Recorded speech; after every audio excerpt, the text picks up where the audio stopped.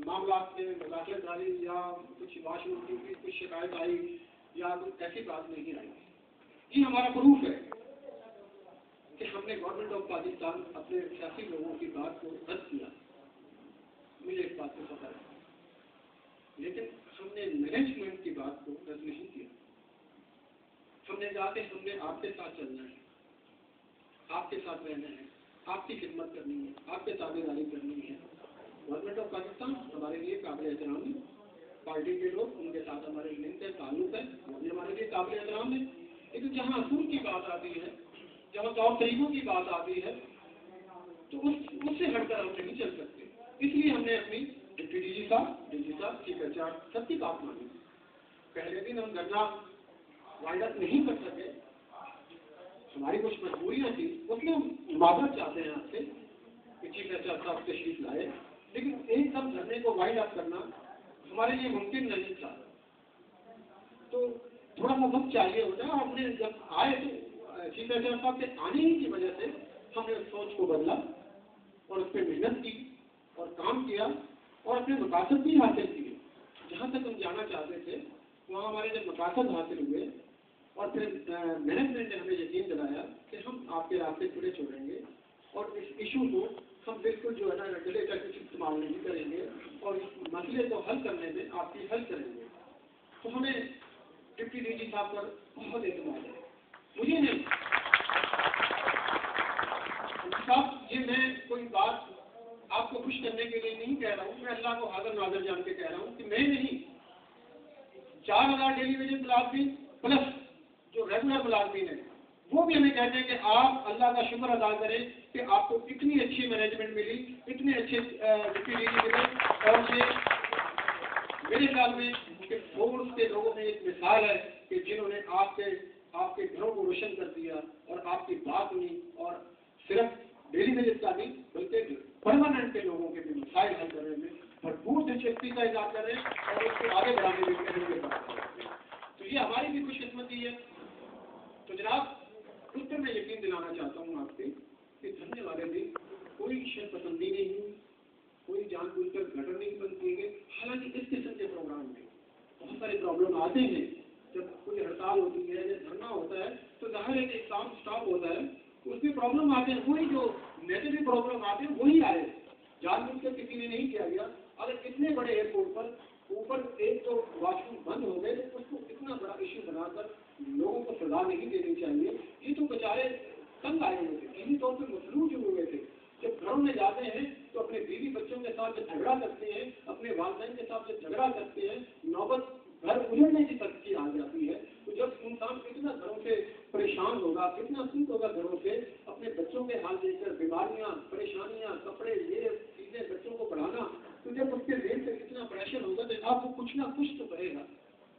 और उसका तरीका यही था कि कितने लोग आज खुश हैं, कितने आज खुशहाल हैं, आंखों में आंसू हैं, जोड़ियां उठाकर दुआएं दी जा रही हैं आपको, आपके बाल बच्चों को, आपके फ्यूचर को। जो इतना बड़ा अजीम काम आपने कर दिया है कि सी की तारीख में सुनहरे रूप से लिखा जाएगा। और सी एक्शन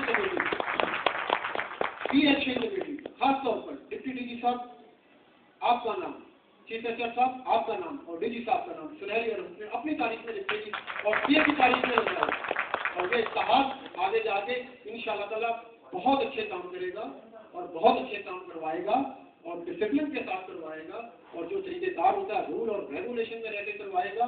और इंशाअल्लाह ताला हमारी मैनेजमेंट भी हम पर फख्र करेगी कि हाँ, कुछ लोग थे वाकई कि सीए में जो रिलेशनशिप, मोहब्बत, प्यार, अखवत, जो चीज़ें, मसावात, जो ये हम तय करेंगे अपनी मैनेजमेंट के दरमियान और अपने मेहनत कशों के दरमियान कि हमारा अदारा पाकिस्तान में एक मिसाली अदारा बना। लोग मिसाल दें कि यहाँ का काम कितना बेहतरीन तरीके से हो रहा है। ये इतनी इंशाअल्लाह ताला हम अपनी मेहनत से, अपनी जहानत से, अपने इत्तेहाद से इस अदारे को इतना तरक्की याफ्ता बनाएंगे, इतना मजबूत बनाएंगे कि पूरा वर्ल्ड इसकी मिसाल देगा। इंसान करना चाहे तो बहुत कुछ कर लेता है। जैसा कि आपने देखा कि पिछले 30 सालों का मामला, 30 सालों का इशू, कई लोग जनाब आपके इल्म में है कि 30-30 साल सर्विस, 32-32 साल सर्विस करके खाली आज अपने घरों को लौट गए और फिर उनके घरों का क्या हल हुआ? तो ये मसला हल नहीं हुआ।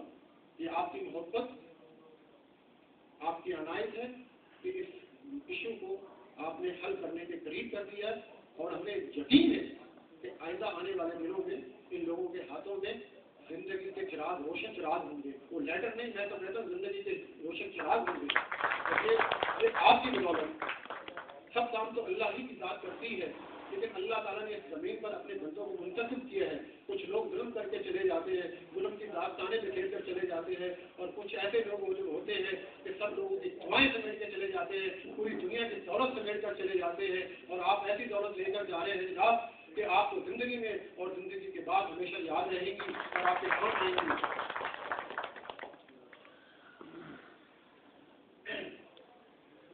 اس کے بعد میں ایک اور ریکویسٹ کرنا چاہتا ہوں کہ جہاں آپ نے اتنا انصاف کیا, جہاں آپ نے اتنی عنایت کی, جہاں آپ نے اتنی شفقت فرمائی ہے, تو ہم چاہتے ہیں, ہم زیادہ نہیں مانگنا چاہتے, ہم یہ نہیں کرنا چاہتے کہ ایک کام میں کوئی رکاوٹ بن جائے, ایسا بھی ہم نہیں چاہتے. ہم آپ پر چھوڑتے ہیں, ہمیں آپ پر یقین ہے, ہمیں آپ پر اعتماد ہے.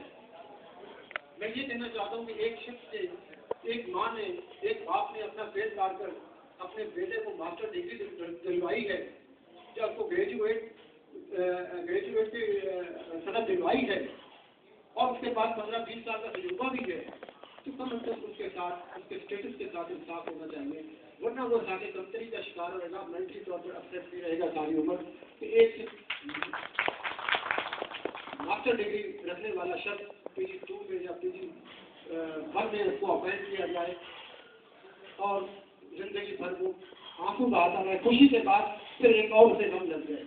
تو ایسا بھی نہیں ہونا چاہیے. ان لوگوں نے جن چیزوں پر کام کر رہے ہیں الحمدللہ بڑے پڑھے لکھے لوگ ہیں اور اپنے کام میں مہارت بھی رکھتے ہیں, لکھنا پڑھنا بھی جانتے ہیں, کمپیوٹر آپریٹر بھی ہیں, جتنے ہمارے اہم شعبے ہیں, ایڈمن کے شعبے ہیں, ہر جگہ یہ لوگ مطلب ہے کہ اس میں مہارت رکھتے ہیں.